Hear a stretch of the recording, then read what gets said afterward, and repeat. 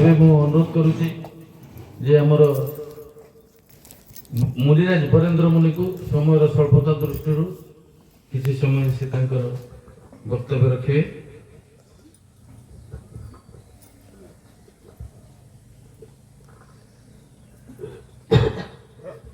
বন্দে আদেশ্বর মুনীশ্বর শিবমুনি বন্দে করুণা নিধানং বন্দে জগী গুরু দুঃখরং বন্দে অরুণাবসরং বন্দে প্রজ্ঞানং বরিষ্ঠং বন্দে মুনিকুলতং বন্দে তং সুকান্তপতিমং শ্রীকান্ততনয় বন্দে বন্দে গুরু ক্ষত্রচন্দ্রং বন্দে জগী গুরু দুঃখহরং বন্দে আত্মজন্মরক্ষণং সদ্গুরুত্বং নমো নমে সদ্গুরুত্বং নমো নমে। ଆଜି का ज्ञान यज्ञରେ ମଞ୍ଚାସୀନ ସଭାପତି ମହୋଦୟ ପୂଜ୍ୟ ଯୋଗାଚାର୍ଯ୍ୟ ବୃନ୍ଦ ପରମ ସମ୍ମାନୀୟ ଯୋଗୀ ବନ୍ଧୁବାନ୍ଧବମାନେ ଏବଂ ପରମ କାରୁକାରଙ୍କ ଆଦେଶର ଯୋଗେଶ୍ୱର ସଦ୍ଗୁରୁଦେବ ଶିବମୁନି ପରିବାର ଉପସ୍ଥିତ ସମସ୍ତ ସଦସ୍ୟ ସଦସ୍ୟମାନଙ୍କୁ ଯୋଗୀ ବରେନ୍ଦ୍ର ମୁନିର ହାର୍ଦ୍ଦିକ ସପ୍ରେମ ଜୟଜୀ। ମୁନି ହୋଇଯିବା ସହଜ, ଜ୍ଞାନୀ ହୋଇଯିବା ସହଜ, ସାଧୁ ହୋଇଯିବା ସହଜ, ବାବାଜୀ ହୋଇଯିବା ସହଜ ଏବଂ ଭଲ ମଣିଷ ହେବା ସହଜ ନୁହେଁ। ଭଲ ମଣିଷ ହେବାକୁ ଗଲେ ନିଜ ବିଚାର ଉପରେ ନିର୍ଭର କରେ। ପ୍ରଶ୍ନ ହେଲା ଭଲ ମଣିଷ କାହିଁକି ହେବା? ତାର ଉତ୍ତର ହେଲା ବେଲାକୁ ପରିଷ୍କାର କରିବା, ତାପରେ ଖାଦ୍ୟ ରଖିବା। ମନର ମଇଳା ବହୁତ ପ୍ରକାର ଅଛି, ମଇଳାକୁ ବାହାର କରିବା, ତାପରେ ଭଲ ମଣିଷ ହେବା।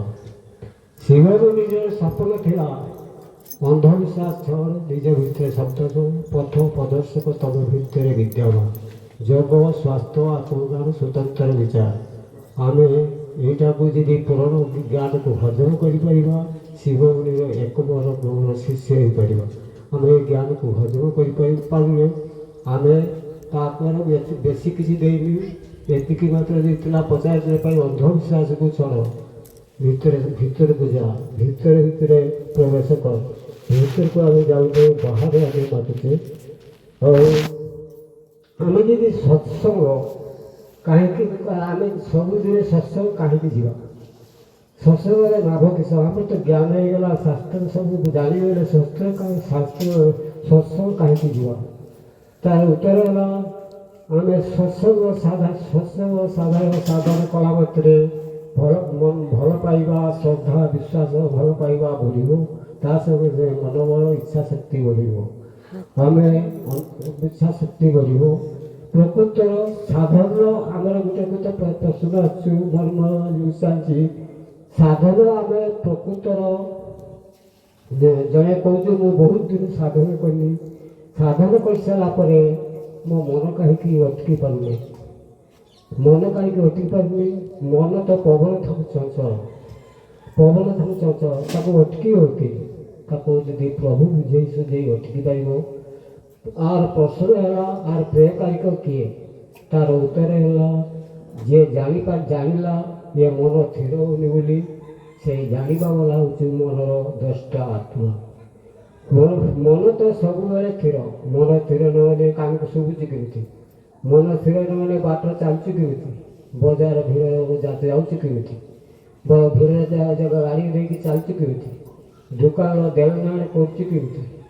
ପ୍ରକୃତର ଆମେ ଫିଲ୍ମ ଦେଖିଲା ବେଳେ ବେକକୁ ନହେଲେ ଫିଲ୍ମ ଦେଖୁଛୁ କେମିତି? ଏଇ ଯେଉଁ ପ୍ରମାଣ ଆସିଲା ଯେ ମନ ସବୁବେଳେ ଥିର, ଆମ ଭାବନା ଅସ୍ଥିର। ଜୀବ ଦେଶର ମନ, ଆତ୍ମା ଦେଶର ମୁଁ, ଏତିକି ଜାଣିବାର ଅଛି। ତା ବୋଲି ଆମେ ଯଦି ସତ୍ସଙ୍ଗ ନ ଯିବା କେବେ ଯେତେ ଜାଣିନେବି ମାନବ ଶ୍ରଦ୍ଧା ଭଲ ପାଇବା ବିଶ୍ୱାସ ବଢ଼ିବ ନାହିଁ।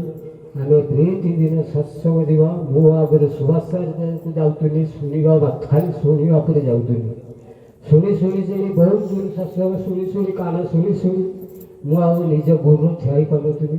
ଏବେ ଠିକଦା ସତ୍ସଙ୍ଗର ଯିବାକୁ ଗଲାକୁ ଦିନ ଟିକେ ଆଖି କରୁଛି ଆଉ ସୁଭାଷ ସାର୍ ତ ଚାଲିଗଲେ, ସେତେବେଳେ ଖାଲି ଶୁଣିବା ବୋଲି ଚାଲିଥିଲି। ସୁଭାଷ ସାର୍ କହିଲେ ଗୋଟେ କଥା, ଯଦି ଯେ ଦିନ ସେ ସତ୍ସଙ୍ଗ ଦକ୍ଷିଣା ଦେବା ପୂର୍ବରୁ ଯେ ଦିନ ବିପଦ କହିପାରିବୁ ସେଇଟା ଆମର ଦକ୍ଷିଣା। ମୁଁ ତ ତାଙ୍କ ଦକ୍ଷିଣା ଦେଇପାରିବି। ଯାଉ ସିଏ ତ ଚାଲିଗଲେ ମୋର ଗୁରୁଦେବ। ଆଉ ଗୋଟେ ପ୍ରଶ୍ନ ତାଙ୍କରି କଥା କହିବି, ଗୋଟେ ଜ୍ଞାନ ସେ କହିଥିଲେ ପ୍ରକୃତରେ ଜାଣିବା ପାଇଁ ଚେଷ୍ଟା କର, ଜାଣିବା ପାଇଁ ଯେ ଚେଷ୍ଟା କରିବ ସେ ପ୍ରକୃତର ମିଳେ। ପ୍ରକୃତରଟା ଭିତରେ କିଛି ପ୍ରତିଦିନ ଯଦି ସତ୍ସଙ୍ଗ ଆମେ ଚାଲିବା, କିଛି ବୁଝି ନ ବୁଝି ମୁଦ୍ରା କାଟେ ସେ ଆଖି ବୁଝିକି ସବୁବେଳେ ସତ୍ସଙ୍ଗ ଚାଲିଥିଲୁ, କିଛି ଦିନେ ଆମେ ସେ କୂଅର ଦୌଡ଼ି ଟାଣିଲା ଟାଣିଲା ଘାଇ ହେଇଯାଏ, ସେଇଭଳିଆ ଦିନେ ନା ଦିନେ ସମ୍ଭାବନା ଅଛି। ଜାଣିବା ପାଇଁ ଚେଷ୍ଟା କର, ଜାଣିବା କରିବା ମାନିବା, ତାଙ୍କ ପଦକ୍ଷେପ ଟିକେ କହିବି। ଜାଣିବା କରିବା ମାନିବା, ଜାଣିବା ହେଉଛି ଜ୍ଞାନ ଯୁଗ, କରିବା ହେଉଛି କର୍ମ ଯୁଗ, ମାନିବା ହେଉଛି ଭକ୍ତି ଯୁଗ। ଏହି ତିନିଟା ନହେଲେ ସାଧନ ତତ୍ତ୍ୱ ବୁଝିପାରିବାନି। ଜାଣିବା କାହାକୁ କେମିତି, ଜାଣିବା କାହାକୁ? ଟୀକାକାର ଗୀତା, ଭାଗବତ, ବାଇବଲ, ପୁରାଣ ଇତ୍ୟାଦି ଇତ୍ୟାଦି ଲେଖିଛି। ହଂସ ଯେପରି କ୍ଷୀର ନିରବାଚି କ୍ଷୀର ଗ୍ରହଣ କରେ, ସେହିଭଳି ଆଧ୍ୟାତ୍ମିକ ଶାସ୍ତ୍ରକୁ ଗ୍ରହଣ କରିବା। ଅଧମ ଗୁରୁ ଉତ୍ତମ ଗୁରୁ ଜାଣିବା କେମିତି? ବଜାରକୁ ଯିବା, ପରିବା କିଣିବା, ଝୁଲା ପୋକା କଣା ବାଛିବା, ଝୁଲା ଦେଖିବା, ପୋକା କଣା ବାଛିବା, ତାପରେ ଝୁଲା ଦେଖିବା। ଗୁରୁ କଥା ଯଦି ଶିଷ୍ୟ ବୁଝିପାରିବ, ଜାଣିପାରିବ, ଆଉ ଜାଣିପାରିବ, ପ୍ରକୃତରେ ସେ ଉତ୍ତମ ଶିଷ୍ୟ। ପ୍ରକୃତ ଗୁରୁ ଯଦି ଶିଷ୍ୟ ଛଳନା କରୁଛି କି ଅଭିନୟ କରୁଛି କି ଅଭିନୟ କରି ସତ୍ସଙ୍ଗ ଆସୁଛି, ଯଦି ଜାଣିପାରିବ ପ୍ରକୃତରେ ସେ ଉତ୍ତମ ଗୁରୁ। ଗୁରୁ ଶିଷ୍ୟର ମନ କଥା ପ୍ରତ କଥା ଯଦି ବୁଝିପାରିବ, ସେ ପ୍ରକୃତର ଉତ୍ତମ ଗୁରୁ। ଆଉ ଗୁରୁ ଦିଏ ସଦ୍ଗୁରୁ ଯିଏ ଦିଏ ଆତ୍ମଜ୍ଞାନ, ସେ ହେଉଛି ସଦ୍ଗୁରୁ। ଆଉ ପଦେ କହି ମୁଁ ସଂଶ୍ୱାସ କରିବି। ଆଉ ଦେବ ଦୁର୍ଲଭ ମାନବ ଜୀବନ ବହୁ ଯାତ୍ରା କଲା ପରେ ମିଳିଛି, କେବଳ ମୁକ୍ତ ହେବା ପାଇଁ ମିଳିଛି। ପିଲାମାନଙ୍କ ଖେଳକୁଦ ଭିତରେ ଯୁବାବସ୍ଥା ବୃଦ୍ଧାବସ୍ଥା ବେଳେ ମୃତ୍ୟୁ ଭୟ ବିତି ଯାଇଥାଏ ଏବଂ ପଶୁପରି ଜୀବନ ଶେଷ ହୋଇଯାଇଥାଏ। ତେଣୁ ମମୁକା ମାନଙ୍କର ଦେହାତ୍ମକ ବୁଦ୍ଧି ରଖିଥିବା ଲୋକଙ୍କ ସହିତ ହେବା ଦୃଶ୍ୟ ସଚାରକୁ ସତ୍ୟ ବୋଲି ମାନୁଥିବା ଲୋକଙ୍କ ସହିତ କେବେ ହେଲେ ସାଙ୍ଗ ହେବା ଉଚିତ ନୁହେଁ। ଅସତ ହଟାଇ ସତ୍ୟକୁ ଦୃଷ୍ଟି ଦେବା ଉଚିତ। ଜୀବନରେ ଯଦି ଆତ୍ମଜ୍ଞାନ ନାହିଁ, ପଶୁ ସହିତ ସମାନ, ବିଦ୍ୟା ବିଭିନ୍ନ ପଶୁ ବା ସମାନ। ନିଜକୁ ଯଦି ଦେହ ବୋଲି ମାନିନେଲ, ପରିବାର ଚିନ୍ତା ମୋହ ମାୟା ଲାଗି ରହିବ, ସାରା ଜୀବନ କାନ୍ଦିବାକୁ ପଡ଼ିବ। ଯଦି ନିଜକୁ ଜାଣିଲ ଏ ଦେହ ଦିନେ ଦିନେ ଛାଡ଼ିବାକୁ ହବ, ପଇସା ଯେତେବେଳେ ଥିବ ମୋର ପଇସା ଆଉ ହାତକୁ ଚାଲିବ ନା, ତା ସେଇଭଳି ସେ ଜୀବନଟା ସେଇଭଳି। ଆଉ ଯଦି ଜାଣିପାରିଲ ଏ ଶରୀରଟା ମୋର ନୁହେଁ, ତାହେଲେ ଦୁଃଖ ମୋର ଲାଗିବ ନାହିଁ କି କାନ୍ଦିବାକୁ ପଡ଼ିବ ନାହିଁ। ହସି ହସି ଏ ଶରୀରକୁ ତ୍ୟାଗ କରିବ। ତୁମେ ତ ପ୍ରେମବାଦୀ ଲୋକ ସହିତ ବହୁତ ପ୍ରେମ ସହିତ କଥା ହବ, ତୁମେ କାନ୍ଦିବାକୁ ପଡ଼ିବ। ମନକୁ ଦୃଢ଼ତା କର ଯେ ମୋତେ ଈଶ୍ୱରକୁ ପାଇବାକୁ ହବ, ମୁକ୍ତି ପାଇବାକୁ ହବ। ଏ ଭ୍ରାନ୍ତି ଧାରଣା ମନ ଭିତରୁ ବାହାର କରିଦିଅ। ଦୃଢ଼ତା ପୂର୍ବକ କର ଯେ ମୋତେ କେବଳ କିଛି ଦରକାର ନାହିଁ, ମୁଁ କେବଳ ଦ୍ରଷ୍ଟା ସାକ୍ଷୀ, ଆତ୍ମାର ଜନ୍ମ ନେଇକି ମୃତ୍ୟୁ ନାହିଁ। ଯେ ପର୍ଯ୍ୟନ୍ତ ଆନ୍ତରିକ ଅଜ୍ଞାନ ଦୂର ନ ହୋଇଛି, ସେ ପର୍ଯ୍ୟନ୍ତ ଦେହଭାବ ଜାତିଭେଦ ଦୂର ହୋଇପାରିବ ନାହିଁ। ଏତିକି ଶେଷରେ ଟିକେ କହିଦେଇକି ଶାସ୍ତ୍ର କରିଦେବି।